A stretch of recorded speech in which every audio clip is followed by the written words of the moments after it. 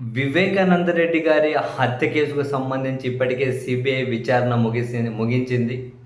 And వాళ్ళ కుమార్తె సునీతారెడ్డి గారు తన వ్యూ పాయింట్‌లో విచారణ జరగాలి అని, తాను కోరుకున్న విధంగా, తాను కోరుకున్న వ్యక్తులకు నోటీసులు ఇచ్చి విచారించాలి అని CBI court, Telangana high court, supreme court. Supreme court, Telangana high court, CBI court. CBI court, Telangana high court, supreme court.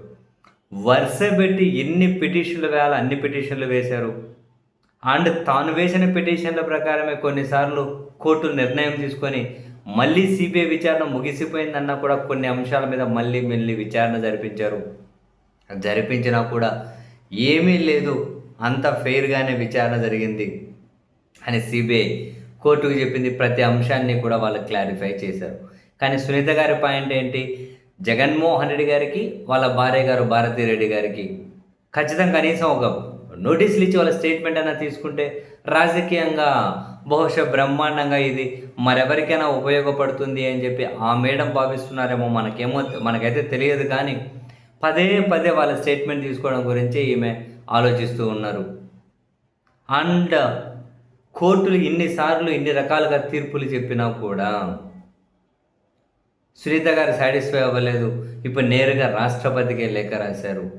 లేఖ రాసి కోర్టుల జడ్జిమెంట్లో ఏమంటారు, కరెక్ట్గా ఇవ్వడం లేదు, నాకు న్యాయం జరగడం లేదు, కొన్ని 4 అంశాలు ఇంకా ఈ విచారణలో తేలలేదు అని చెప్పి సేమ్ రాజకీయ ప్రతినిధులు ఎట్లయితే జగన్ గారిని విమర్శిస్తారో, జగన్కు బయట వార్తలో న్యూస్ రాకముందే జగన్కి ముందే తెలిసింది హత్య కేసు అని, ఏమంటారు వివేకానంద గారి మరణం అని, ఇవన్నీ సిబిఐ ఇప్పటికే విచారణ చేసి ఇటువంటివన్నీ కొట్టిపడేసింది ఊహాజనితాలు అని.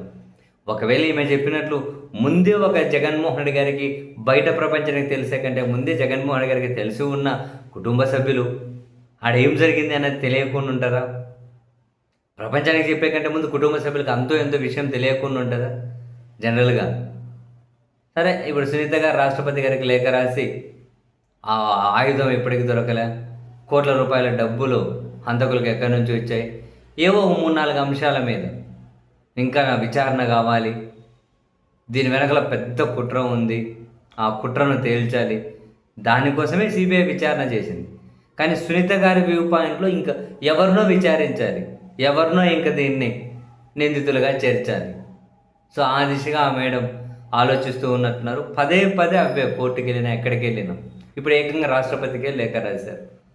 ఇప్పుడు రాష్ట్రపతి గారు తనకు ఉన్నటువంటి విస్తృత అధికారాన్ని ఉపయోగించాలా? ఇప్పుడు దేనికోసం ఉపయోగించాలి? ఏ అంశం మీద ఉపయోగించాలి? పదే తెల్లవారుజామున 3:30కి అంటారు. అది అవి ఏమంటారు, జీటీ టైమింగ్స్, అవి గ్లోబల్ టైమింగ్స్. దానికి మనం 5:30 గంటల టైం కలపాలి, యాడ్ చేయాలి అని చెప్పినా కూడా ఏడ వినే పరిస్థితుల్లో లేరు. తెల్లవారు అర్ధరాత్రి 2 గంటలకు అంటారు. ఆ విషయం మీద కూడా సిబిఐ విచారణ చేశారు. ఫోరెన్సిక్ ల్యాబ్ల నుంచి కూడా కొన్ని వివరాలు సేకరించారు. హైదరాబాద్ ఫోరెన్సిక్ అప్పుడు ముంబై ఫోరెన్సిక్ నుంచి కూడా తెప్పించుకున్నారు. మొన్న కూడా ఒక వ్యక్తికి 2 వ్యక్తుల మధ్య ఫోన్ సంభాషణ మీద విచారణ చేయమని కోర్టు చెబితే దాని మీద కూడా విచారణ చేశారు. అప్పుడు కూడా చెప్పారు ఇది గ్లోబల్ టైమింగ్స్. సిబిఐ అనే విచారణ సంస్థ గ్లోబల్ టైమింగ్ రాస్తూ ఉంటారు. దానికి 5:30 గంటలు యాడ్ చేయాలి. తెల్లవారుజామున 7:15 మన చాట్ జరిగింది. అప్పటికే న్యూస్ వచ్చేసింది. పరిచయం ఉన్నోళ్ళు కాబట్టి ఆ వార్తలు మాట్లాడుకున్నారు అని ఆ 2 వ్యక్తుల గురించి. ఏ అంశం? సో మొత్తం మీద వివేకానంద రెడ్డి గారి హత్య కేసు ఇంకా సజీవంగా ఉంచుదాం అనుకుంటూ ఉన్నారు ఆ విచారణ.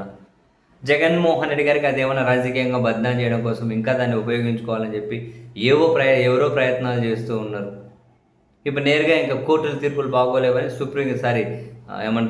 రాష్ట్రపతి గారికే లేఖ రాశారు.